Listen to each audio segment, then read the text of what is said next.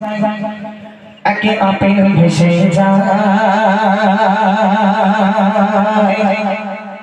আল্লাহর বলে আবু সালেহ মুসা সেই আপেল খেয়ে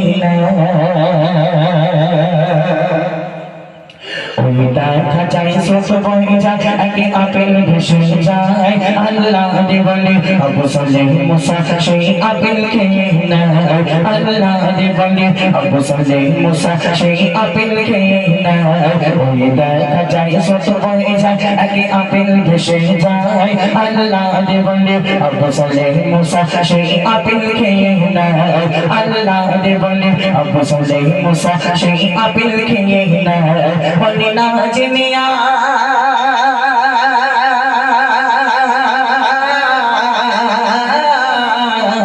বলে না জিনি ভালকে গেছে রাগি মাগানে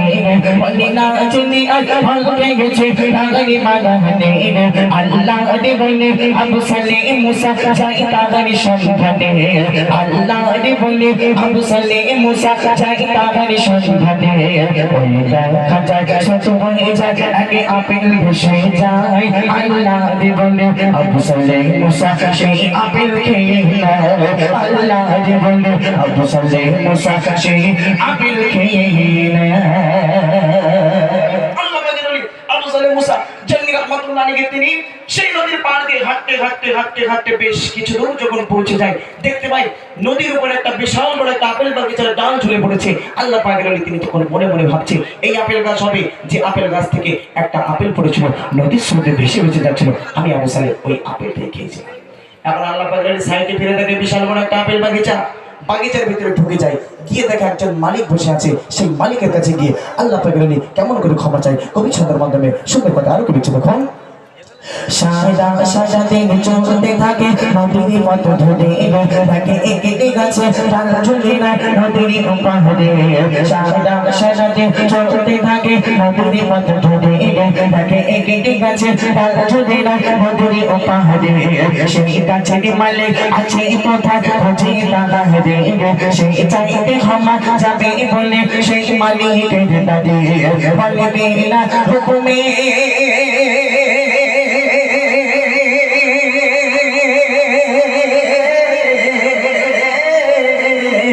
বলবে না হুকুমে ফল খেয়েছে আপনার বাগানে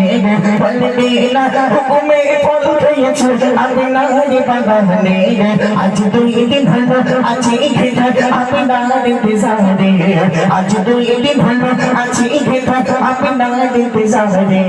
আজ দাও ক্ষমা করে আমার ওগো মালিক ভাই আজ দাও ক্ষমা করে আমার ওগো মালিক ভাই ক্ষমা না পেলে কি জবাব দেব ওই আল্লাহর দরগায় ক্ষমা না পেলে কি জবাব দেব ওই আল্লাহর দরগায় ওই দেখা যায় ছোট হয়ে যায় আগে আপেল ভেসে যায় আল্লাহর বলে আবু সালেহ মুসা সেই আপেল খেয়ে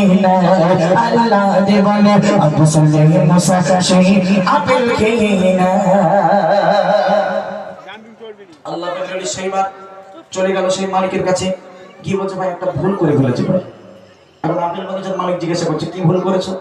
মানে তোমার গাছ থেকে একটা আপেল পড়েছিল ওই আপেলটা নদীর স্রোতে ভেসে যাচ্ছিল আমি আবু সালেহ ওই পথ দিয়ে আসি বড় ক্ষুধার্ত ছিলাম লোভ না সামলাতে পেরে ওই আপেলটা তুলে আমি খেয়ে ফেলেছিলাম এখন খেয়ে ফেলেছি যখন আমার ভুল হয়ে গেছে এবার আমাকে ক্ষমা করে দিতে হবে আপেল বাগিচার মালিক মনে মনে ভাবছে আপেল বাগিচার মালিকের চোখ তখন কপালে উঠে গেছে বলে কি সব বলাস এত দূর থেকে নদীর স্রোতে ভেসে যাওয়া একটা আপেল খেয়েছে আবার আমার কাছে ক্ষমা চাইতে আসছে এ কি কোনো সাধারণ মানুষ নাকি আল্লাহ পাকের কোনো মাহবুব বান্দা একে একটুখানি পরীক্ষা করে দেখা যায় আল্লাহ পাকের ওদিকে সেই আপেল বাগিচার মালিক কেমন করে পরীক্ষা করছেন কবি ছন্দের মাধ্যমে আরো কি লিখছে এখন ওই বাগানের মালিক ভাবে মনে এলাই সাধারণ ছিলে ইনি আগে আল্লাহর বলে তাই তো ক্ষমা চাইতে এলো ফিরে ওই বাগানের মালিক ভাবে মনে এলাই সাধারণ ছিলে ইনি আগে আল্লাহর বলে তাই তো ক্ষমা চাইতে এলো ফিরে মনে করতে পারে ক্ষমা তোমার যদি দাও কথা মহরে এই আপেল বাগানে থাকতে হবে আমার গোলাম হয়ে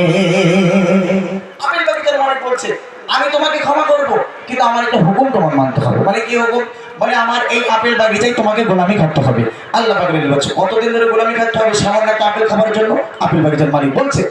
1 বছর না 2 বছর না 3 বছর ধরে আমার এই আপেল বাগিচায় তোমাকে গোলামি খাটতে হবে। যদি 3 বছর ধরে আমার এই আপেল বাগিচায় তুমি গোলামি খাটতে পারো, আমি আপেল বাগিচার মালিক তোমাকে ক্ষমা করে দেবো।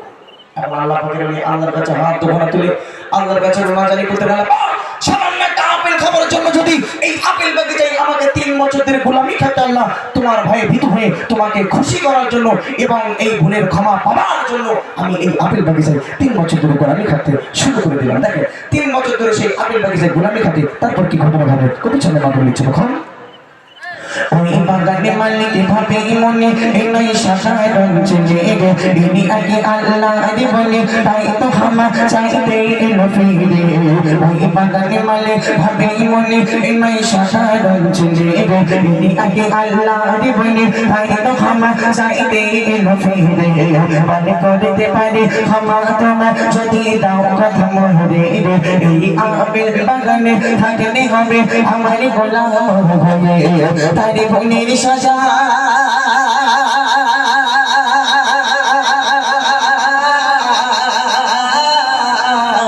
তারে ভুলের সাজা মনে করে রাজি হয়ে যায়। তারে ভুলের সাজা মনে করে রাজি হয়ে যায়। আপেল বাগানে গোলাম হয়ে জীবন কাটায়। আপেল বাগানে গোলাম হয়ে জীবন কাটায়। দেখা যায় শত বনে যায় এক আপেল ভেসে যায়। আল্লাহ রে বলে আবু সালেহ মুসা সেই আপেল খেয়ে নেয়। আল্লাহ রে বলে আবু সালেহ মুসা সেই আপেল খেয়ে নেয়।